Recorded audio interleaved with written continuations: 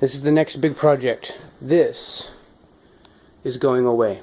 All of this entertainment center built in, and this fireplace here is going bye-bye. We're taking it out. It's inefficient. We do use this to heat our house, but it has to be babysat too much. So between my wife working all the time and me being out in the shop on the other side of the property, this is going away. All of this. And then we're going to do a corner stove. We have a stove ordered. It'll be here sometime next week. So I'm going to show you the process of demoing this out, and then how I'm going to build a new landing, a new hearth, and a new mantle, and then getting the stove actually installed. So this will be a nice little video series similar to the shop series, where you get to watch me do the demo and the construction of our new stove in the corner and fireplace removal.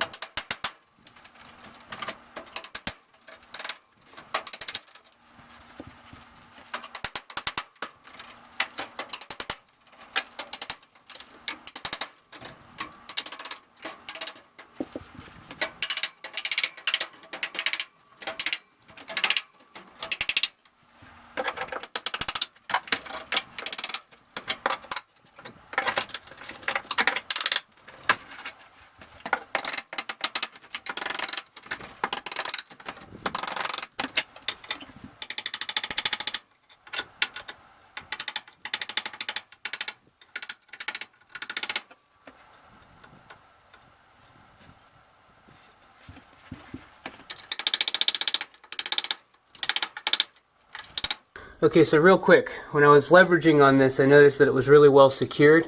I didn't know if they did a construction adhesive or what, but I did notice some discoloration in some of the grout here, and it was where they had gone over it. So if you look, they did screw in here. So there's a screw here, just adjacent to the corner of the fireplace, and then there's another one here. Now, hopefully I can get that hole cleaned out to be able to try to unscrew this. I think it's a square.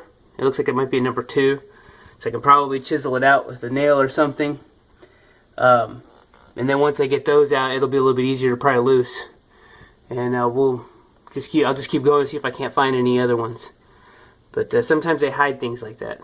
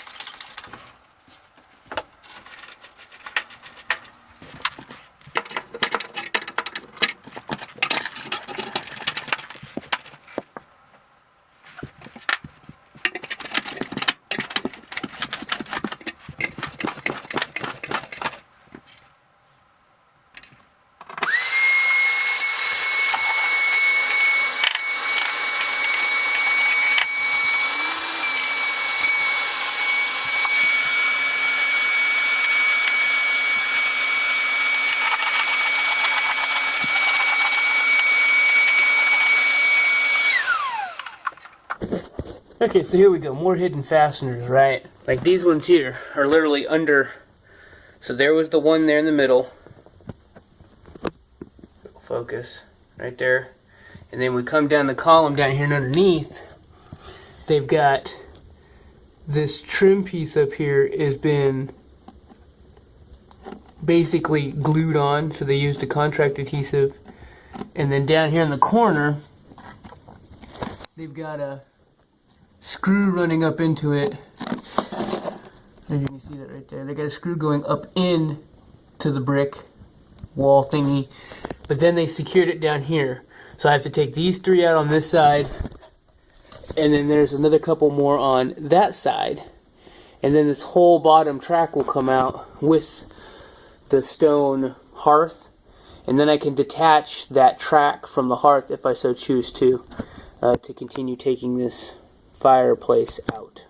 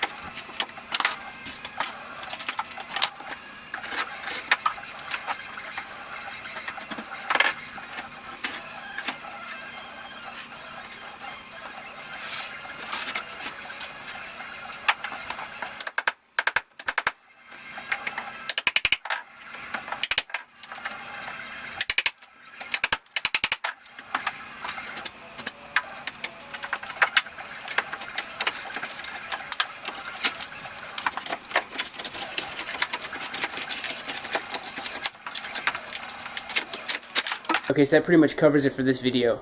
The whole purpose of this first stage of the deconstruction was really just to kind of get the wall opened up, so remove, the fireplace seal, the hearth, get all that out of the way, get the wall opened up so I could see how it was framed.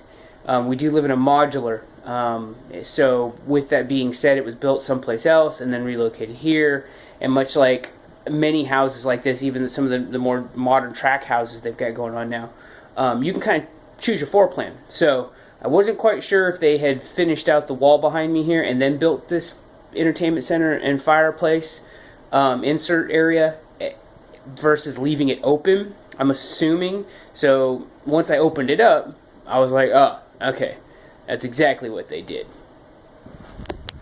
Okay, so as you can see here, that's exactly what they did. So they built this little frame and landing first for the fireplace to sit into. And then they actually ran the sheetrock on top of this little frame here.